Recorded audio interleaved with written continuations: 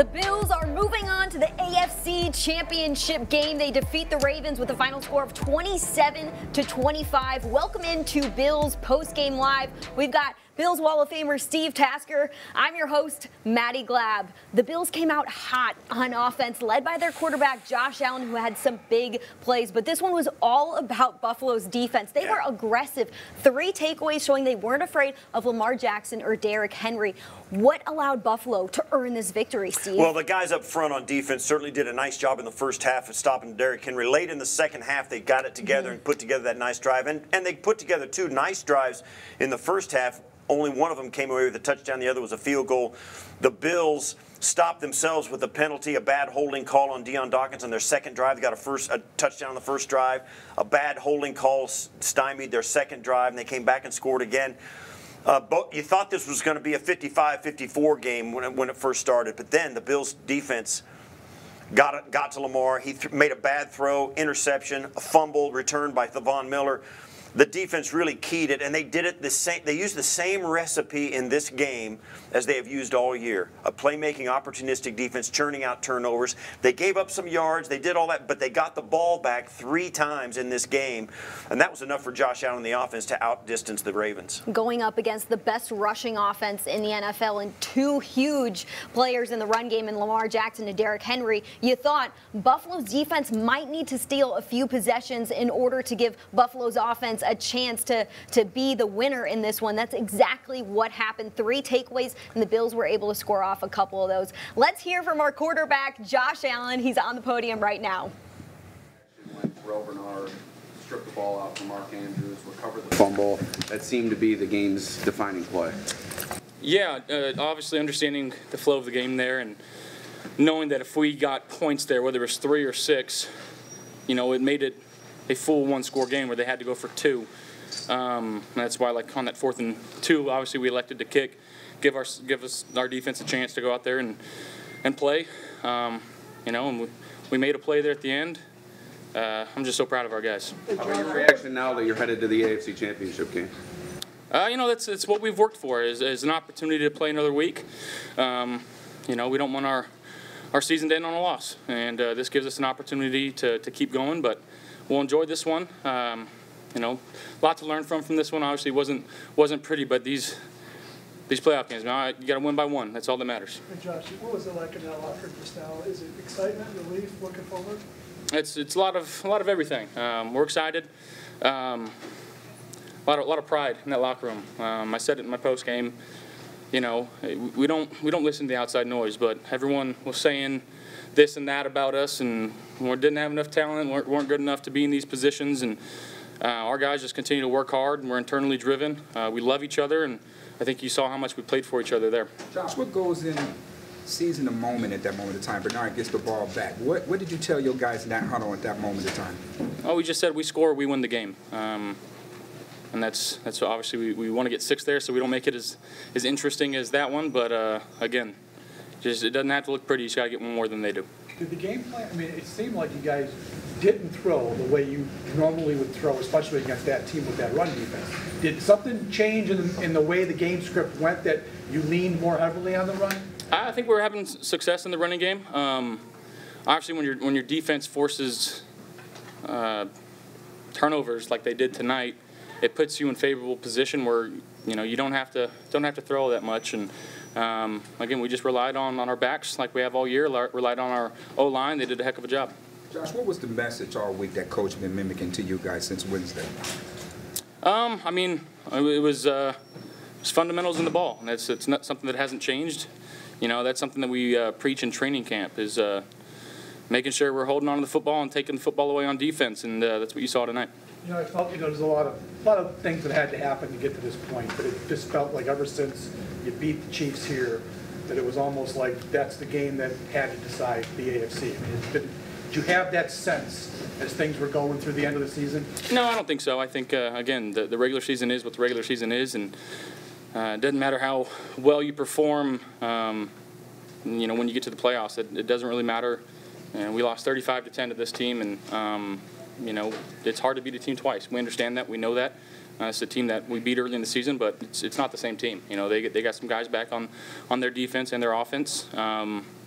You know, and I can't tell you enough. I don't know much about them because I haven't looked at them because I've actually been focusing on the Ravens. So we'll get in that tomorrow. There was so much build-up in this one of the quarterback matchup. How did you deal with that? Did it affect your approach at all? And then also, what the conditions out there? How did that sort of affect the way things went? Yeah, you know, missed a couple throws.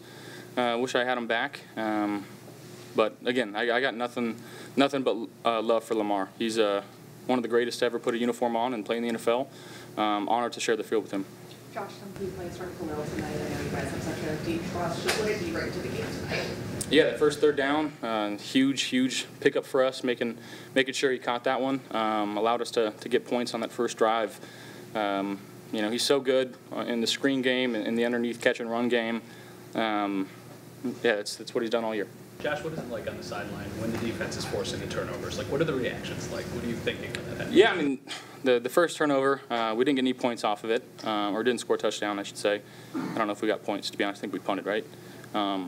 So that's one thing. You know, your defense is doing a good enough job of forcing turnovers. You got to make sure that you capitalize on the offense side of the ball. And we didn't feel like we did enough of that tonight. So, again, stuff to learn from, but we move on. Could you believe that Andrews dropped that one, though? Because he was wide open. I mean, that was kind of a shocking result. Yeah, I mean, I think, you know, I had a talk with Von Miller in the offseason, and, you know, we just kind of talked about sometimes the ball will roll your way or it won't. And that's just an instance of, you know, it rolled our way, and you take it how it is. Josh, another week to go. It's the first time in a long time, AFC Championship. Back to the scene of the crime, man. What's the focus? Do whatever it takes to get a win. That's all that matters. But starts tomorrow. We'll enjoy this one tonight. Turn our attention towards them tomorrow. Thank you guys.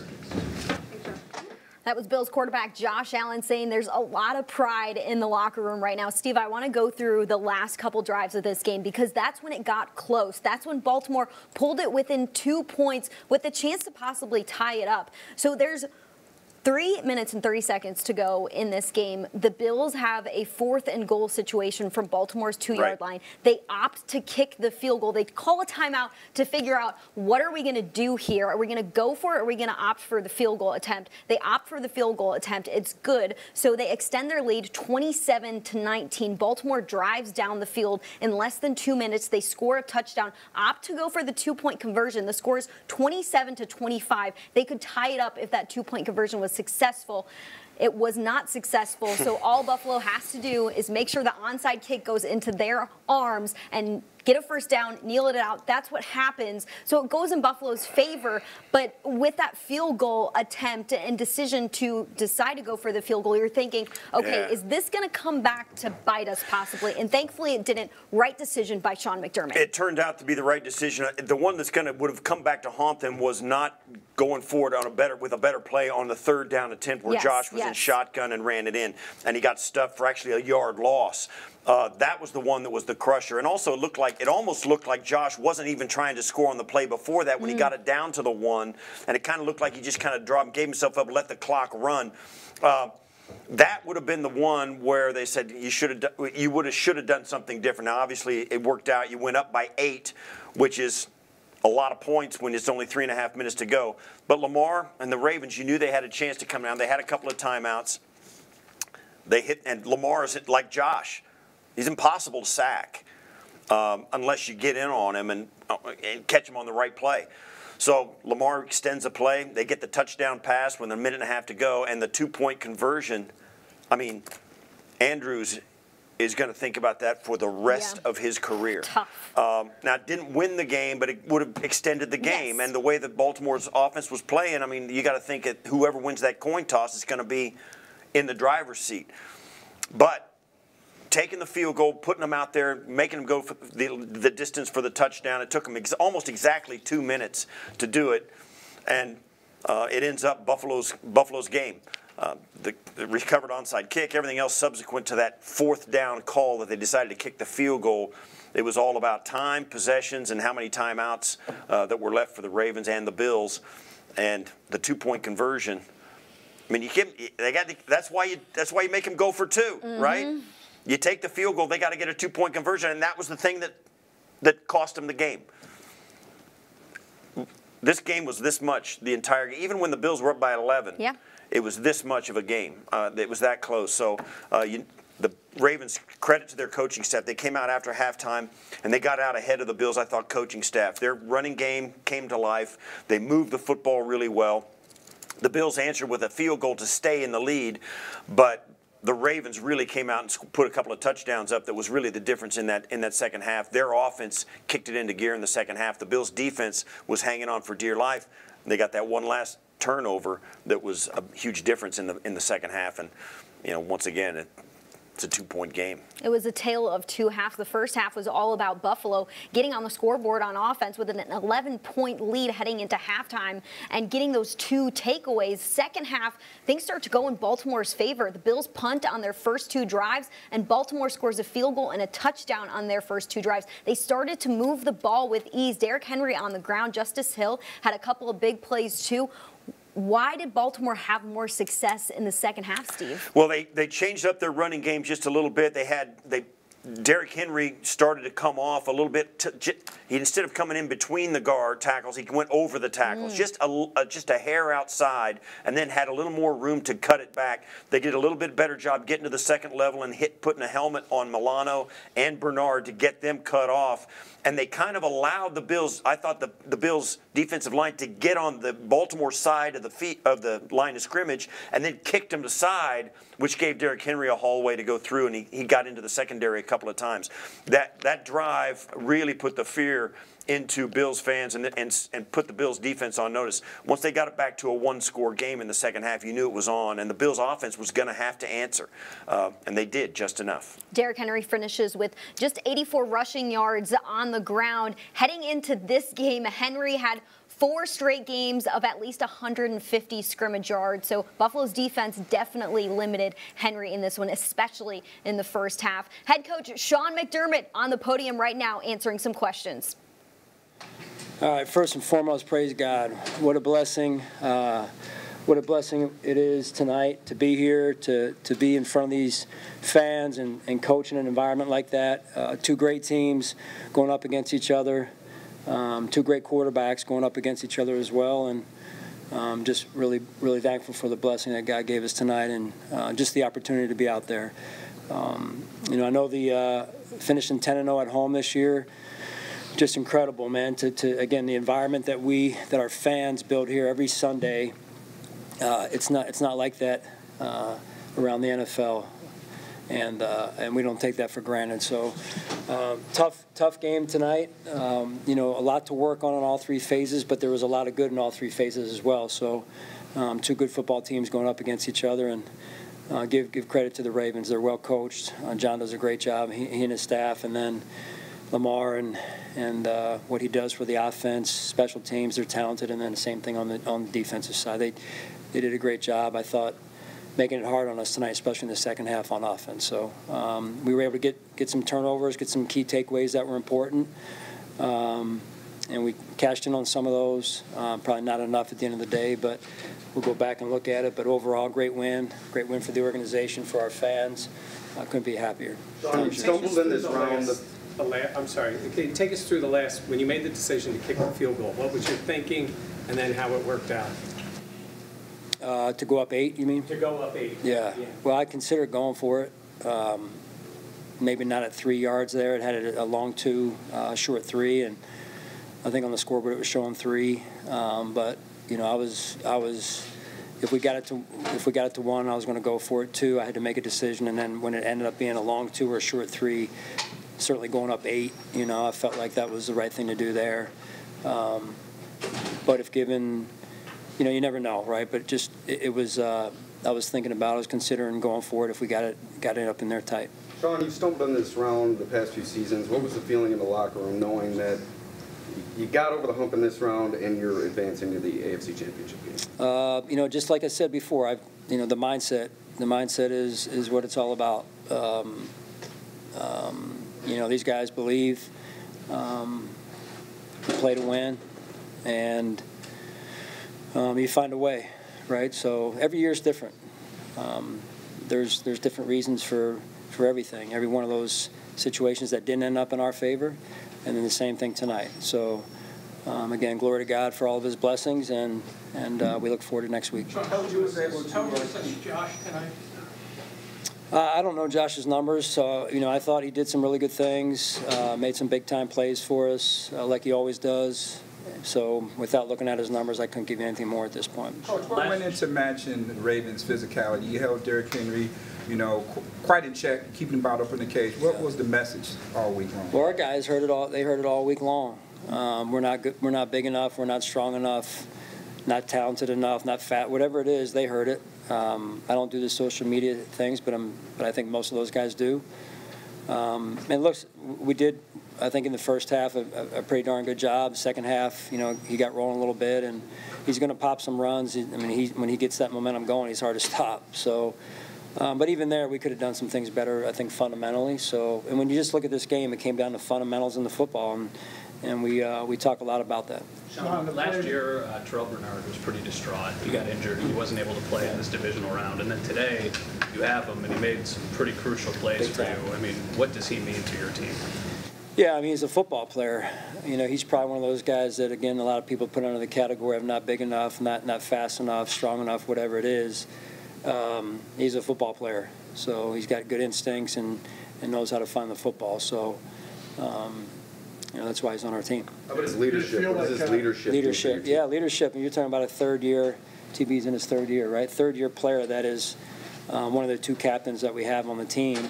That doesn't happen by accident. The players respect him. He takes a lot of initiative day to day in being a leader on this football team and trying to do things right. And so it's pretty impressive that he's able to do that at a young age. Coach, how important was it for you to take care of this game, which against the #1 run defense in the league? What gave you the confidence that you thought you'd be able to, and you did move the ball? What gave you the confidence to go head on against them like that? Well, we believe in our guys, number one. I think that's where it starts, and I know that's where it starts. And then number two is, I think Coach Chrome, Coach Gunn do a really good job of putting a plan together every week. The players execute. They take a lot of ownership of it, of the plan, and then again, like it's not just the O-line. Tight ends are involved in it. Wide receivers involved. So it's a whole offense type of deal. Coach, how important was it to take care of the football? That's something that you've stressed throughout your tenure. How important was it not giving up any turnovers? No, it's big. Our guys get a chance to watch some of these playoff games because we've played the last 2 Sundays, and so you're able to watch some of the games before our games, and you're seeing games decided rather quickly when the ball is not taken care of. So we got to continue to emphasize it every day. We go back to work with that. Do you have an update on Taylor Rapp? I don't. Coach, when you've been here for 8 years, and when you hear things, I'm not quite sure if you heard it or not because you don't pay attention to social media. When you hear someone say that Buffalo is a city of losers, how does that motivate you, knowing that you've been a Buffalonian for 8 years? Yeah, no, it's a city of winners. It really is. It's a city of winners. These people in this town are winners. And I've been here just 8 years, but I consider this my hometown. This place is different, and the people here are different. They deserve more than whoever said that about them. John, initial thoughts about going back to Kansas City? Looking forward to it. Great challenge. Again, another great team.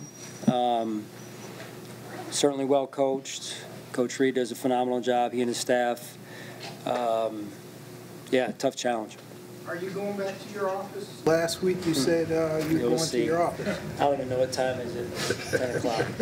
We'll see. I need to get a little bit of rest, I think. We had a long week the past 2 weeks in particular, so we'll see. You've had unwavering support of Tyler Bass all season long. Ravens get some momentum in the second half. You bring them on for a 51-yard field goal. Can you just talk a little bit about how you've had this unwavering support and confidence in him all season long to make kicks like that? Yeah, mindset. Again, mindset. His belief in himself is really where it starts. For me to believe in him, but yet he doesn't believe in himself, I don't know if you have anything there, right? But for him to believe in himself first, that's really where it starts. He's done a great job. Sean, can you take us through your reaction to that last 2-point conversion and just what you thought of it as you saw it? No, yeah. I mean, it's by God's grace, we survived that situation, and again, it's fundamentals. I'm probably sounding a little bit old school here, but the value of fundamentals, right? So we can learn something from that on our team, on our football team here. What did you do better defensively against them this time from the first time you played them? Was there anything you learned from that game that you think? Yeah, I mean, we watched it. The defensive staff did a great job of putting a good plan together. We locked ourselves in a room. They locked themselves in a room for hours upon hours trying to figure a plan out. And look, they got a lot of yards, but we were able to, kind of make it hard at times and take the ball away when we needed to. So that was good to see. And again, they Coach Monk and obviously John leads it over there. They do a phenomenal job. They got tremendous talent on the offensive side, and they're hard to stop. Right? They're so explosive. Lamar extends plays. Just what two great quarterbacks out there tonight. Battling, going head to head. That was, I'm sure, for the fans, fun to watch. Coach, was you shocked to see that they didn't do a lot of yank and pull with Lamar today? I don't know. You can only there's only one ball, so you can only hand it off and throw it. So we were working on it during the week. It's just a matter of who was going to get the ball. Was it going to be Derek? Was it going to be Lamar on the pull? He did enough, just scrambling and extending plays early in the game on the first third down, and then down late in the game here. So it's you really need 12 guys on the field. If the refs would allow that, we'd be in better shape, I think.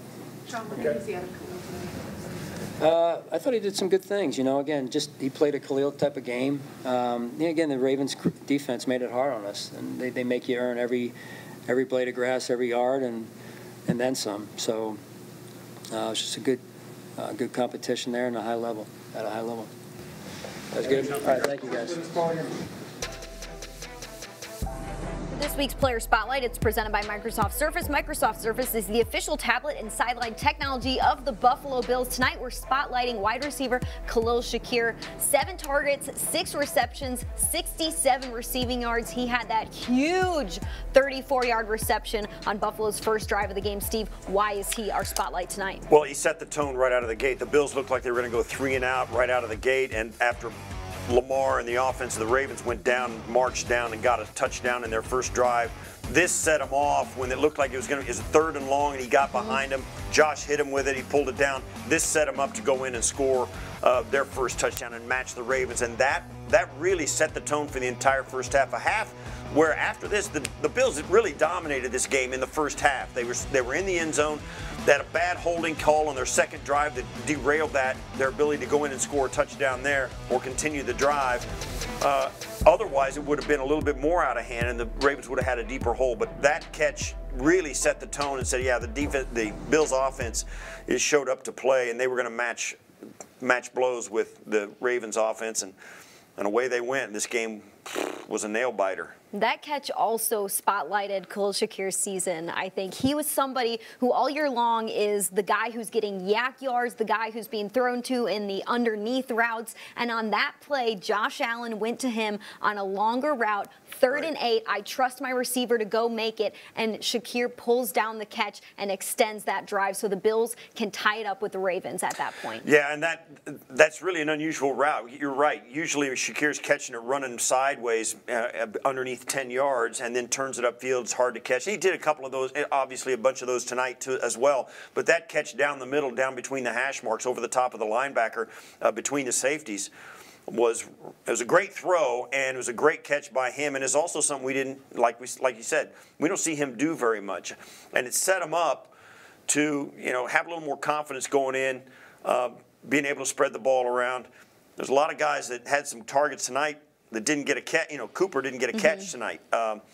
He was active and played, got 1 target. But this, like we see they spread it around a ton. There were 8 or maybe 10 guys, 9 guys who got targets tonight. All except Cooper got a catch.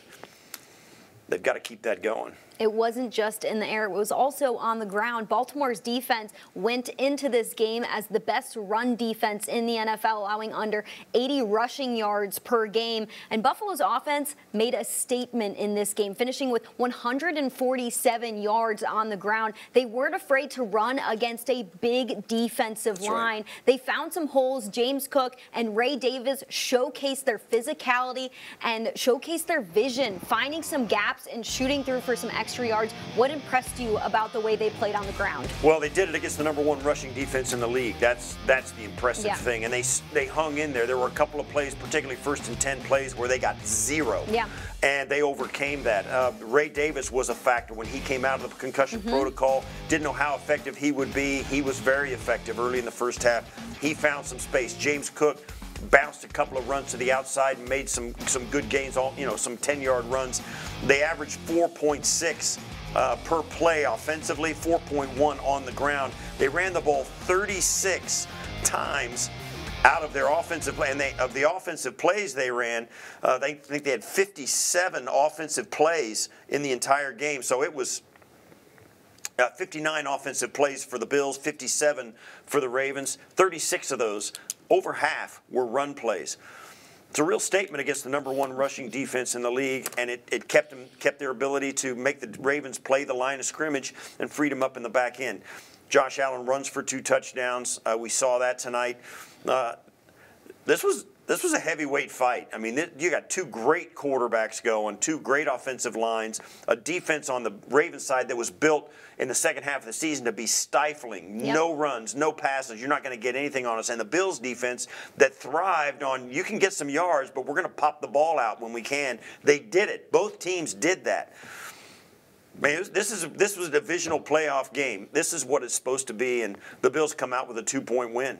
Baltimore's defense finished with the 2nd most sacks in the regular season, and once again, Buffalo's offensive line was up for the challenge, protecting Josh Allen, opening up rushing lanes. They have showed over the last 2 weeks in the playoffs against incredible defenses and defensive fronts that, hey, we can match up with you and we can find some wins here. 2 wins in the playoffs for Buffalo. They're heading to the AFC Championship game. We've got another player in the locker room. Let's go over to Damar Hamlin, who had a big play in this one. The ball is always on our mind, so I think it's just a result of our process all year. Damar, what do you think the difference was this time around facing the Ravens offense compared to how things went week 4? Having our unit back, I think that's a big difference, and just taking the ball away.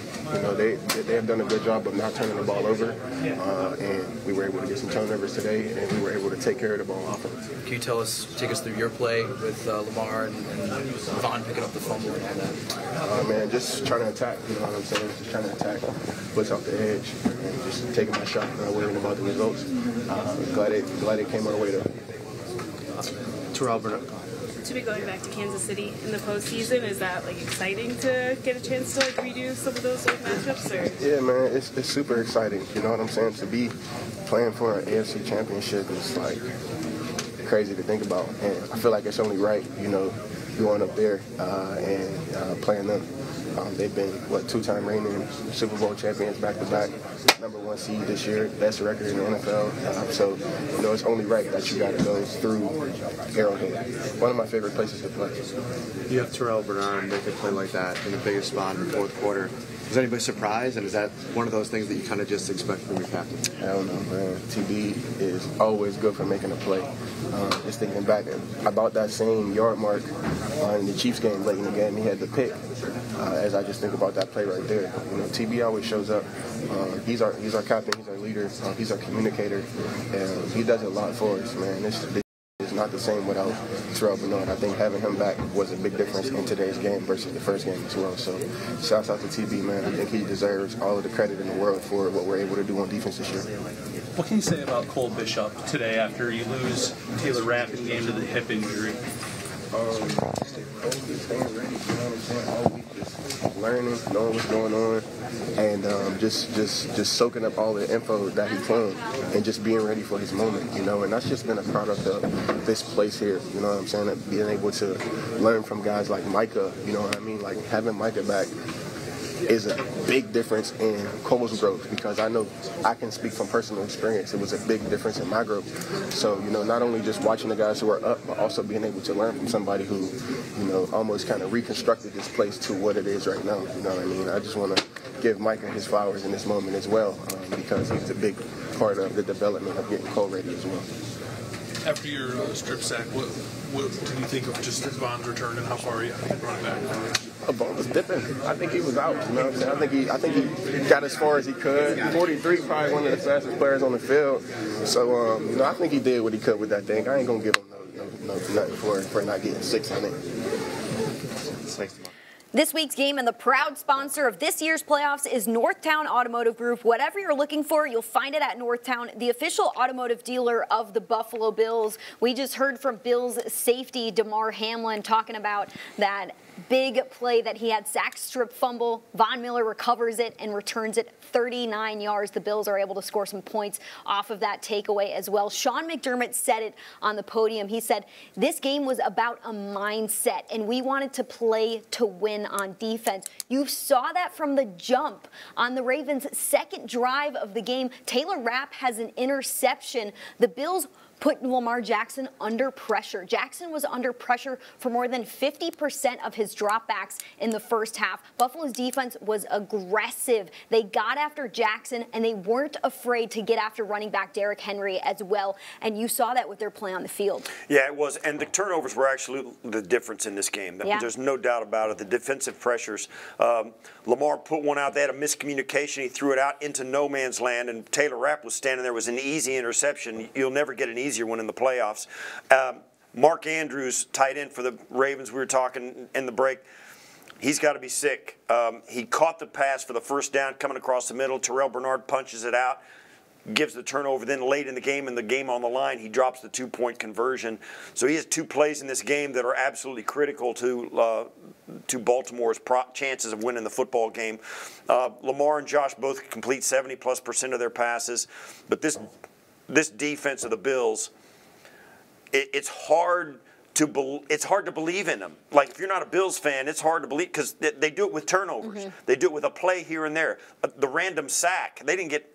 It's impossible to sack Lamar. It's impossible to sack Josh. They're the hardest guys in the league to get on the ground. So nobody really rushes the passer the way you would normally rush the passer in an NFL game because of these two guys, and it shows. The defense said, oh, you can do that. We're going to get it at the other end. So they punched the ball out a couple of times. Huge plays. I mean, the stats are very tilted. The only stat the Bills really have in this game is the time of possession. They got it by 3 minutes. Mm-hmm. The Ravens dominated every other stat category except for the turnovers. Speaking to the decision-making on Buffalo's end of things and how they decided to go about creating this game plan with Lamar Jackson, a quarterback who, if you blitz him, he can sink out and find some extra yards. If you play too far back, well, then Derrick Henry is going to run it down your throat.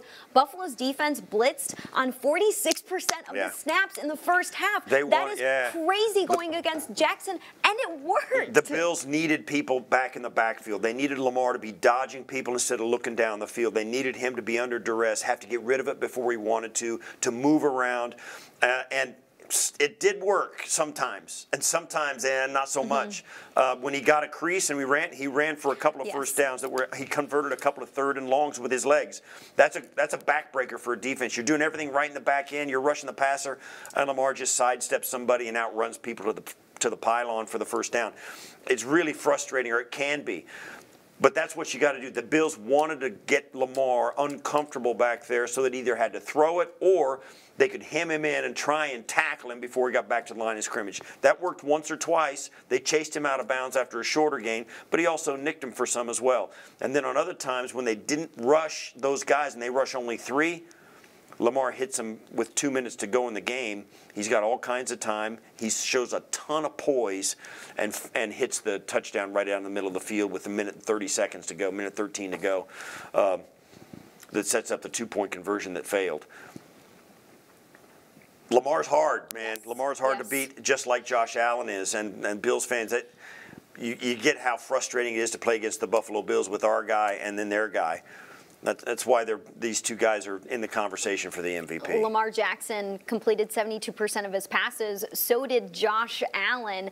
Those two made some big plays when they needed to. There were some third downs, some fourth downs where the offense stayed on the field and you had to rely on your quarterback. Josh Allen converted a couple of big-time fourth downs, and Lamar Jackson was there to find some space and run for those first downs in the second half, or find a receiver out there in the flats. They kept their offenses alive in this one. Yeah, they really did. And it's their playmaking ability, their athleticism, and their built. And this is crucial because the league is built and administrated, and the penalties and the rules are all formulated to have somebody who ultimately has to win standing in the pocket. Both these guys have done it. In the beginning of their careers, neither one of them could do it.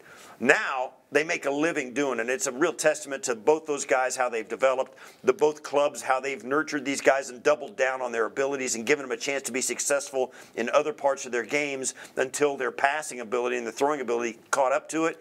Now you got two guys that are like MVP caliber every week. That's why you get games like this, right? It's fantastic. Yeah, fantastic. It is fantastic. That's why these two are in the MVP conversation, because of what they've allowed their teams to do, because of how they've led their offenses. And now you have every other NFL team who doesn't have a Lamar Jackson or Josh Allen trying to find out, how can I get one of these guys? Where can you find a unicorn, you know? Yeah. They're rare. All right, we're going to continue with some more locker room sound. Terrel Bernard is in the locker room right now. Matt, can you just reflect on the defensive effort holding that team down the way that you did? Yeah, it's a great offense, a great team. You know, we played them obviously earlier in the year and didn't play our best. I feel like the coaches did a great job putting us in good positions to be successful. And, you know, at the end of the day, we made plays when we had to. Took the ball away. I feel like the D-line did a great job affecting the quarterback. And, you know, we made a couple plays in the backfield and, you know, ended up, you know, making enough plays to win the game. Numbers for Derek, when they don't get to 90 yards for him in a game this season, they're just not as successful. Was that kind of an emphasis coming in, and how were you guys able to kind of limit his impact on the game outside of that one drive? Yeah, I think you know, we came in with the mindset of stopping the run. You know, obviously the first time we played them, we didn't do well enough in that area. And you know, if you can control the run game, we feel like we can control the game overall. Like I said, man, they're a great offense. You know, a lot of really good players over there. Like I said, we had a good plan coming in. We feel like we executed when we needed to, and guys made plays when we needed to. So can't say enough about everybody involved in this. It was a great win for us. I'm excited to get back to work and you know, have another week. Has it sunk in for you to the full circle of getting back to this game after last year and then making the game-changing play you did today? Yeah, man. You know, something that I was thinking about all week, you know, not having the opportunity to play in this game last year. So to be able to be out there and help contribute and, you know, try to do everything that I could to help the team win, you know, it was on my mind all week. So like I said, man, I'm so proud of the guys. Resilient guys, fought for 60 minutes, and it came down to the very end. We know we got another tough week ahead, and the guys will get back and get prepared and get ready to go play. Terrell, it's one thing to takeaways. You had 3 of them today. You know, conventional wisdom says you can't, you know, rely on those every week, but you guys seem to get them almost every week. Is it, you know, do you go into a game thinking that you're going to be able to take the ball away like that? Yeah, for sure. I think that's part of our philosophy. You know, when we first get together during the spring, is who we want to be as a defense, and that's one of the first points is, you know, stop the run and then take the ball away. We know who we have on the other side. We get the ball to 17. We feel like we got a great shot to win, and you know, that's what it comes down to, man. Our fundamentals and, you know, our execution, but then the ball, and that's the key point that I feel like it's been all year for us. You know, when we're successful taking the ball away, we have a good chance to win. What's the first thing that comes to mind when you think about the Chiefs and another duel with them? Yeah, I think just a great team. You know, they found ways to win all year. They've won a ton of games. Electric offense. You know, we know who's on the other side over there. So we'll have to get back to work and really dial in and you know, make sure we're all on the same page, getting ready to go and play them. You know, it's going to be a hostile environment. But you know, I'm so glad that we get another week just around the guys. Appreciate you, T. Appreciate it. Thank you. Buffalo is heading to the AFC Championship game for the first time since the 2020 season. when they faced the Kansas City Chiefs. They're going to face the Chiefs again for the third time in the playoffs since 2020. These two teams have matched up so many times in the postseason, so many times in the regular season. Two groups who really understand each other, both on offense and defense, Steve. Yeah, it's like a division game. They see each other a lot, and they see each other with a lot of high-stakes games as well. Unfortunately, the Bills have seen this movie a bunch, and they're just trying to change the ending this time. That's really the story of this. Two teams that know each other extremely well, and we know this too. The Bills, you can beat. The Bills have proven you can beat Kansas City, but you have to play your very best to do it, and you have to do it for like 60 minutes and plus if into overtime. You got to really play well every snap against Kansas City. We've seen it so many times. We saw it yesterday in the Texans game. The Texans had their chances but couldn't make plays enough to stay in it, keep it close. That's what you got to do against Pat Mahomes and Andy Reid and that crew. When the Bills play their very best, they can beat anybody. Yes. They will beat anybody. If you don't play quite your best, you're going to have problems with a team like Kansas City. The Kansas City Chiefs force you to play mistake-free football. Buffalo had just one penalty against the Ravens today. What do you need to see out of the Bills heading into a huge game against the Chiefs? Well, certainly the thing that helped them today is just like everything. They can't get upside down on the turnover margin. They got to protect the football. They've got to be as efficient as they possibly can. And I'll tell you this too: their running game is for real. Kansas City's going to have an answer for that because they're not the run defense that the Denver Broncos were. And they aren't the run defense that the Baltimore Ravens are. Or at least they haven't been statistically. The Bills will test that. And if the Bills can run the football effectively, it will shorten the game. And if they can be efficient and score points like they have, they're a very good red zone offense. It will put a lot more pressure on Pat Mahomes and the Chiefs' offense to match scores with them. We'll see how that goes, but that, at surface, first glance, we'll see. That's kind of what it looks like now. There's going to be a lot of people going back and watching the game back in Week 11 when the Chiefs were undefeated and came in, I think, at 11-0 in Week 11 of the NFL season, and they ran into the Bills, and the Bills beat them by 9. But remember, in that game, Josh had that 4th and 2, ran for a 26-yard. They had to go up by 9 to beat those. They had to win by. They had to be ahead by 9 points with 2 minutes to go to feel good about maybe having a chance to beat them. Now, that's how far you got to get ahead of them. And they were moving the football coming down, and then Bernard makes the game-sealing interception at the end when the Chiefs were moving down to cut it to 3, right? Yeah, you can't make mistakes against the Kansas City Chiefs and expect to win, and it's hard not to do that when you're in their building. Here's the other thing. The Chiefs have to play up to what Buffalo's putting on the field with their offensive power. Sure. Buffalo's offense has scored at least 30 points 13 times this season. You know how many times the Kansas City Chiefs have done it?